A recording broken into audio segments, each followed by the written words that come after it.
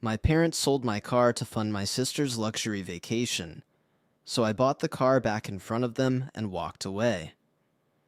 I'm a 27-year-old guy, and my car wasn't just transportation, it was my freedom and my pride.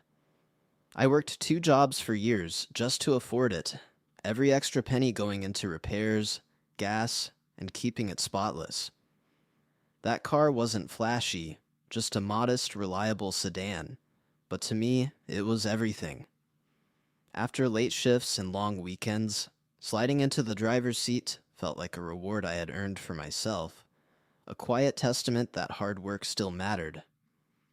My friends had fancy rides and flashy gadgets, but I didn't care.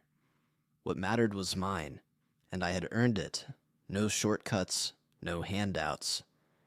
Then there's my sister, Emily. She's 2 years younger than me, charming, effortlessly funny, and everyone in our circle adored her. Parents always smiled at her antics, forgave her mistakes, and excused her laziness. She never had to worry about bills or responsibilities. She could snap her fingers, and the world, or at least our parents, would bend to her. I loved her, sure, but there was always this nagging feeling of imbalance, like I was holding the family together while she floated along. Mom and Dad were a mix of warmth and subtle pressure. They loved me, and I knew that. But there were moments when their words carried weight I couldn't ignore. "You're so responsible. You could handle anything. Maybe even help Emily with her little plans." Those comments were always wrapped in smiles, but the undertone was clear. Responsibility had a price, and it seemed like I was expected to pay it. A few weeks ago, they dropped it casually at dinner. Emily's planning a vacation, something really special, something they wanted to make unforgettable. I nodded along, smiling, offering what I could without complaint. It felt good to be able to provide, to be the reliable one. Pride swelled in my chest as I drove home that night, windows down, engine humming, the one thing I owned that was fully, unapologetically mine. I had no idea that pride, that small bubble of independence, was about to be tested in ways I couldn't yet imagine. A few days after that dinner, I started noticing the little ways Emily's vacation had become the center of every conversation. Mom kept sighing about how expensive it all was, while Dad muttered under his breath about saving more, but somehow it never felt like my savings were even being considered. Emily would casually drop comments like, "I hope you're okay covering the extra fees, big brother," with that sly little smirk that made my stomach twist.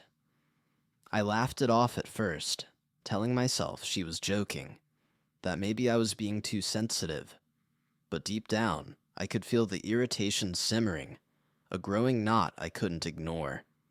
I kept juggling my schedule, working extra shifts just to make ends meet, quietly proud that I could provide, that I could handle everything without complaining. But every time I walked past Emily's room, hearing her phone ping with travel bookings, or catching her giggle over a new excursion plan with friends, I felt this gnawing frustration. She was carefree, adored by everyone, while I was the one footing bills and laboring for her happiness.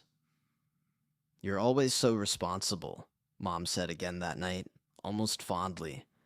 "We don't know what we'd do without you." Those words should have been comforting, but instead, they felt like chains tightening around me. I tried talking to Emily about it casually. "Do you think maybe I should cut back a bit?" I asked one evening, trying to sound lighthearted. She waved me off with a laugh. "Relax, I'll be fine. Don't stress about me, big bro."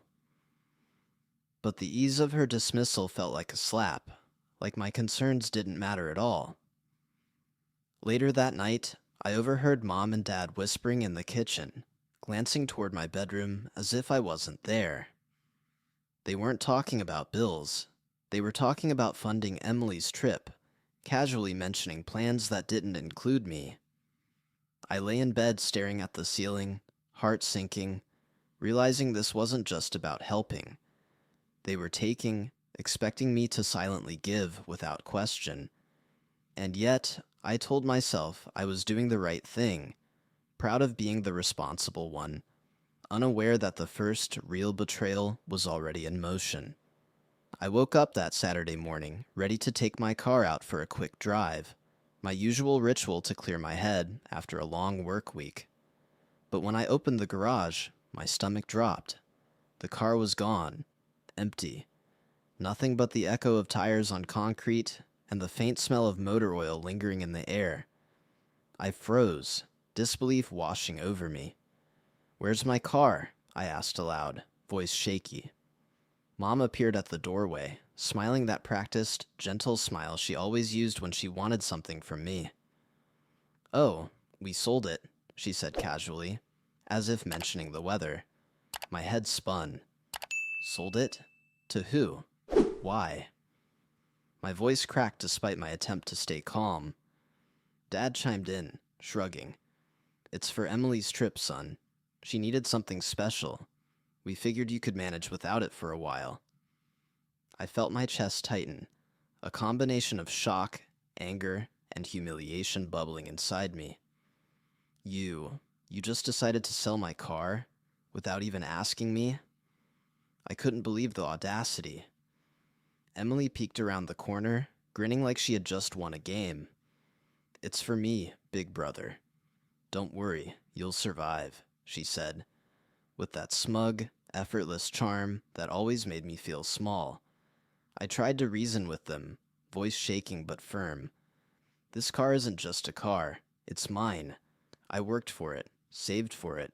You can't just—" Mom cut me off, her tone soothing but firm. "We're doing what's best for the family.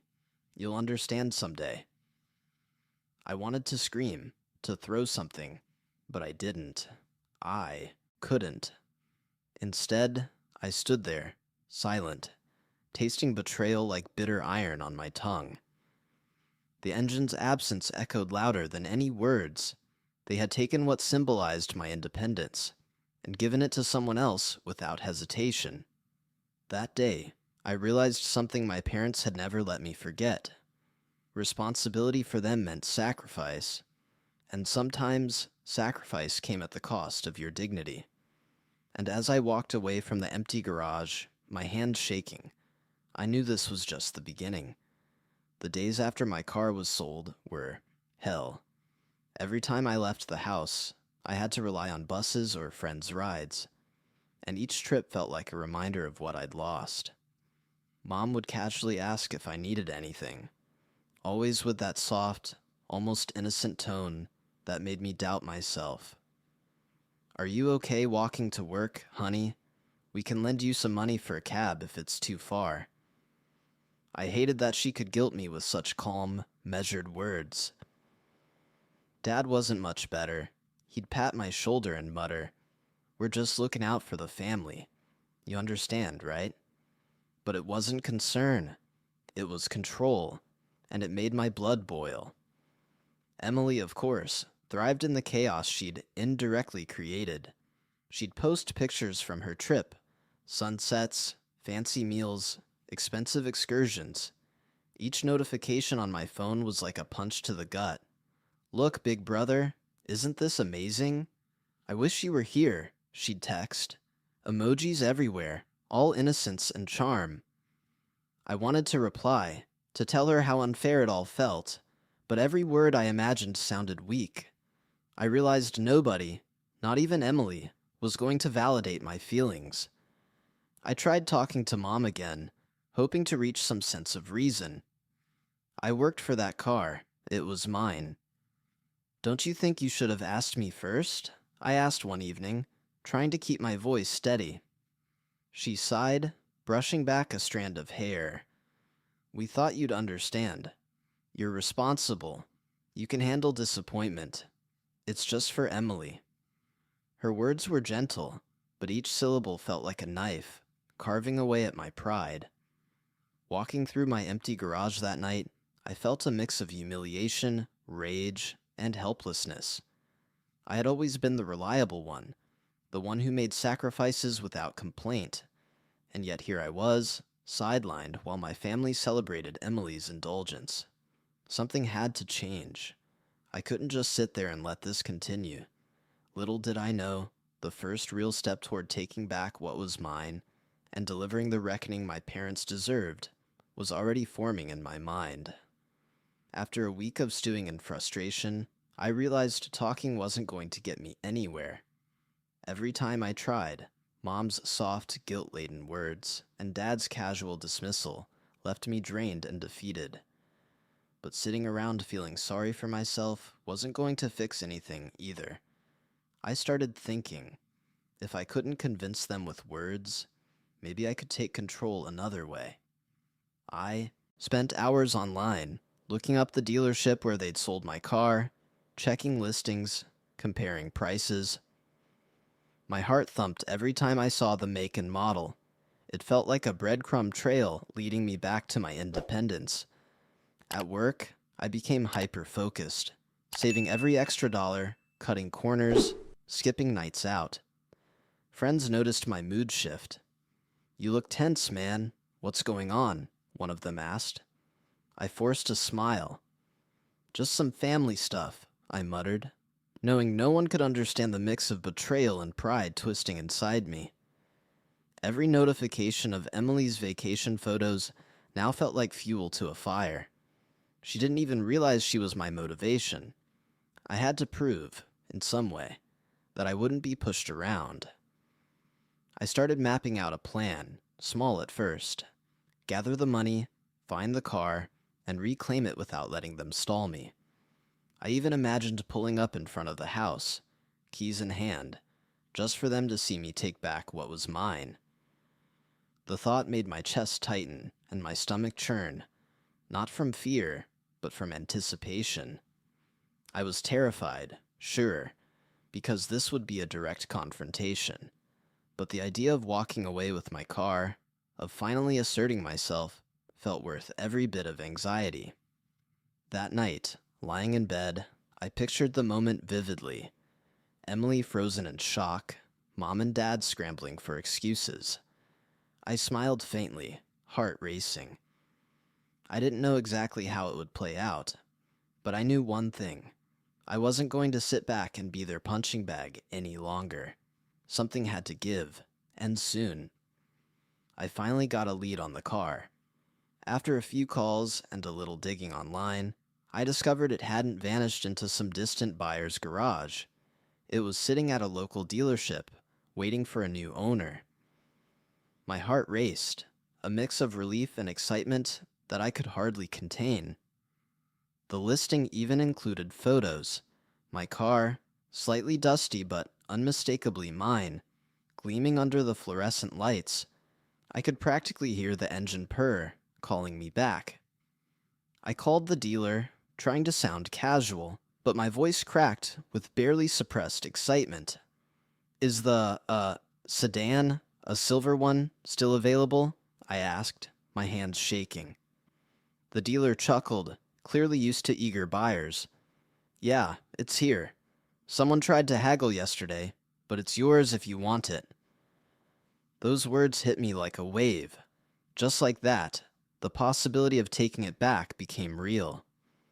I sat in my apartment for hours, calculating numbers, figuring out how to gather enough cash without raising suspicion. I imagined the moment I'd pull up in front of my parents' house, keys in hand, seeing the shock on their faces. Emily, all smugness and entitlement, frozen when she realized I'd taken back control. For the first time in weeks, I felt a surge of power that wasn't tied to their approval or anyone else's. But along with excitement came a flicker of doubt. What if they tried to stop me? What if they guilt-tripped me into handing it over again? I clenched my fists, reminding myself that this wasn't about revenge.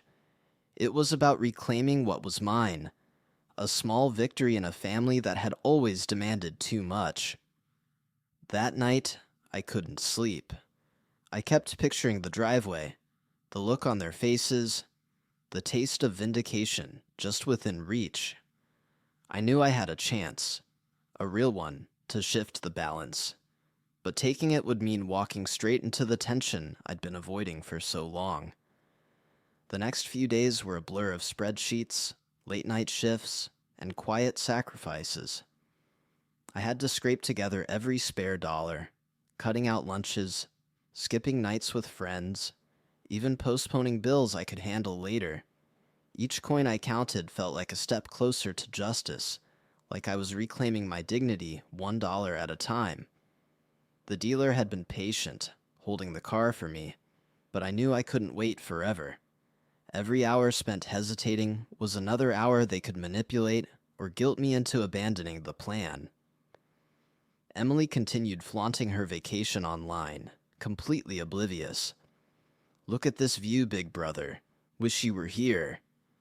Her text stung more than she could imagine. I typed a response, then deleted it.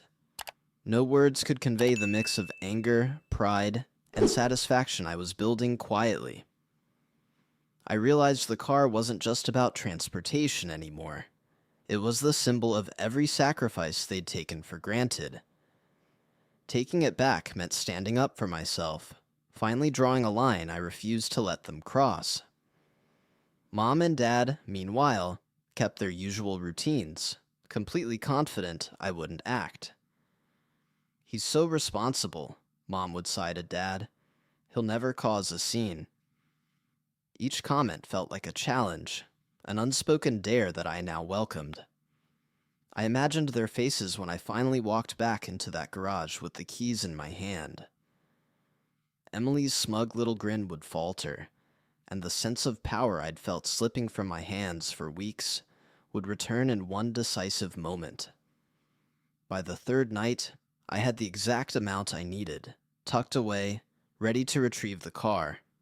My chest was tight with anticipation, my palms still clammy as I pictured the confrontation. For the first time in weeks, I felt a thrill, a pulse of adrenaline that was entirely mine.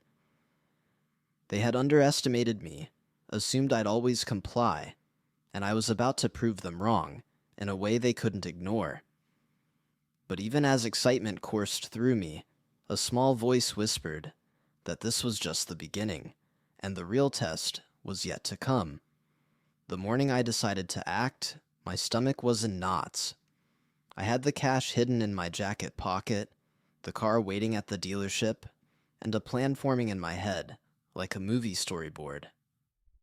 Every step I took felt loaded with purpose, yet my mind raced with what ifs. What if Mom tried to guilt me in front of the dealer? What if Dad cornered me in the driveway, trying to shame me into handing it over again? I clenched my fists, telling myself that hesitation was exactly what they expected, and I wasn't giving them that satisfaction. The drive to the dealership felt surreal. Sunlight glinted off the streets, birds chirped as if nothing serious was happening, and yet my pulse was racing like a drumbeat in my chest. I pictured the moment I'd finally see the car, that little silver sedan that had been more than just metal and wheels. It was my independence, my effort, my pride. The dealer waved me over, smiling. "Ready for your car?" he asked casually, unaware of the storm about to hit. I nodded, swallowing the lump in my throat. As I signed the papers and handed over the cash, I could already imagine the look on their faces when I drove it back home. Emily, bragging about her vacation moments ago, would have to process that the responsible brother she'd underestimated had the upper hand.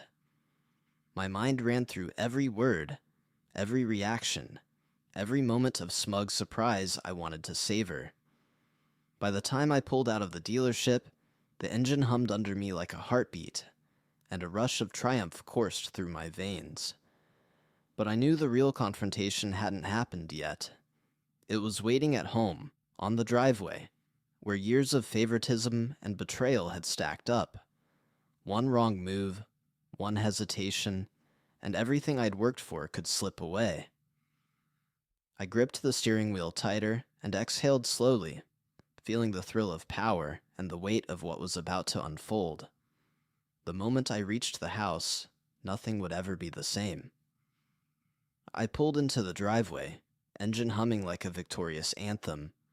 Mom was watering the plants, Dad was fiddling with something in the garage, and Emily was sprawled on the porch, phone in hand, scrolling through her vacation feed.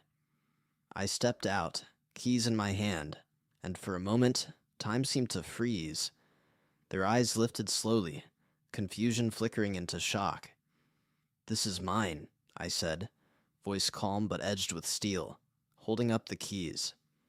Mom's mouth opened, then closed again, as if she couldn't process what I'd just said. We sold that car for Emily's trip," she stammered, her gentle tone faltering under the weight of reality. Emily's phone clattered to the ground, and she looked up, pale, her smugness evaporating in an instant. "Wait, you bought it back?" she whispered, disbelief written across her face. I smiled faintly, not mockingly, but with the quiet satisfaction of someone finally taking control. "Yes, and I'm taking it back. This ends now." Dad stepped forward, trying to reason, panic creeping into his voice. "Son, we just wanted—" I cut him off, holding up a hand.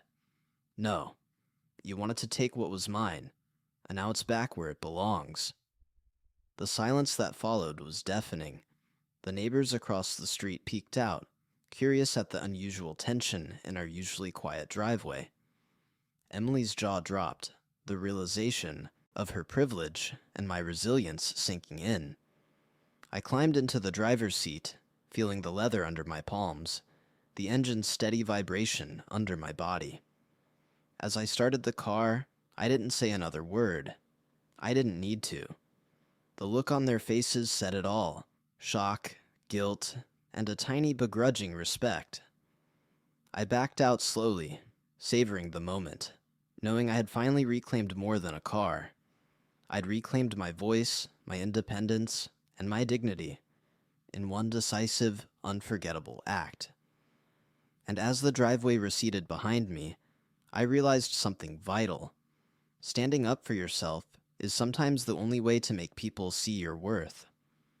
I drove away from the driveway, the engine's hum a comforting reminder that the car, and the moment, was mine. But as the adrenaline faded, a heavier weight settled in my chest. It wasn't just about the car anymore. It was about years of favoritism, manipulation, and unspoken expectations that had left me feeling like I was never enough. I realized I had been carrying the family, juggling responsibilities, absorbing disappointment, and sacrificing myself while Emily floated through life untouched. The unfairness of it all hit me like a punch to the stomach, and for the first time, I allowed myself to feel the full scope of it. I parked on a quiet street, hands gripping the steering wheel, and let the silence settle. Memories flashed. Late nights working to pay bills, Mom's gentle guilt trips, Dad's sighs of disappointment whenever I asked for fairness, Emily's carefree laughter echoing through our house. It was bitter, the taste of realization that all the love and loyalty I had poured out had often gone unnoticed, or worse, taken for granted. Tears prickled my eyes, unbidden, as I whispered to myself, all these years, and they never saw me. It was a strange mix of empowerment and grief. I had reclaimed my car, sure, but the emotional scars ran deeper than any vehicle could symbolize. For a moment, I felt utterly alone, even in victory, grappling with the fact that standing up for myself also meant accepting the reality of how my family had treated me. Emily's brief shock now felt hollow compared to the long-term pattern I had endured. I sat there, engine off, breathing in the cool evening air, realizing that independence came with a price. Pride was satisfying, but the emptiness of what had been taken, and the recognition that it wasn't just about money, it was about respect, hit harder than I expected. I knew I had reached a rock bottom emotionally, but it was also the fertile ground where my true empowerment could grow. And in that quiet, lonely street, I understood. Reclaiming what's yours isn't just an act. It's a declaration that you will no longer be invisible. I drove for what felt like hours, windows down, letting the cool night air wash over me. The city lights blurred past, but for the first time in years, I felt clarity. That car wasn't just a vehicle. It was proof that I had boundaries, that I could stand up for myself, and that I didn't need anyone's permission to reclaim what I had earned. Every mile under me felt like shedding layers of doubt, guilt, and years of being taken for granted. I realized I wasn't just celebrating a material victory, I was celebrating my independence. I thought about my parents and Emily, about the subtle manipulations and favoritism that had shaped so much of my life. I didn't need them to apologize, and I didn't need them to recognize the truth. I understood now that their perception wasn't my responsibility, and my self-worth wasn't tied to their approval. The car was the spark, but the real change was internal. I could finally let go of resentment without relinquishing my power. Emily would eventually adjust, I knew, maybe even with a little humility, but I wasn't going to wait around to witness it. The smugness and entitlement she had displayed for so long no longer held weight over me. Dad and Mom could grumble, guilt trip, or lecture. I was no longer a participant in that cycle. For the first time, I felt untethered from the roles they had assigned me. Sitting in the driver's seat, I allowed myself a small smile, quiet and content. I had earned this feeling, this freedom, and no one could take it from me. The engine's hum was no longer a reminder of what had been stolen. It was a chorus of empowerment. I realized that reclaiming respect and independence was more satisfying than any confrontation or victory could ever be. And as I drove into the night, leaving their judgment and expectations behind, I understood that true victory isn't about proving anyone wrong. It's about proving to yourself that you matter. The next morning, I parked the car at my favorite spot by the park, sunlight glinting off the hood, engine off but still warm. I stepped out and ran my hand along the roof, feeling the smooth metal beneath my fingers, and for the first time in years, I felt fully in control of my life. This wasn't about showing my parents or Emily. It was about the statement I had made to myself. I would no longer let anyone take what was mine without consequence.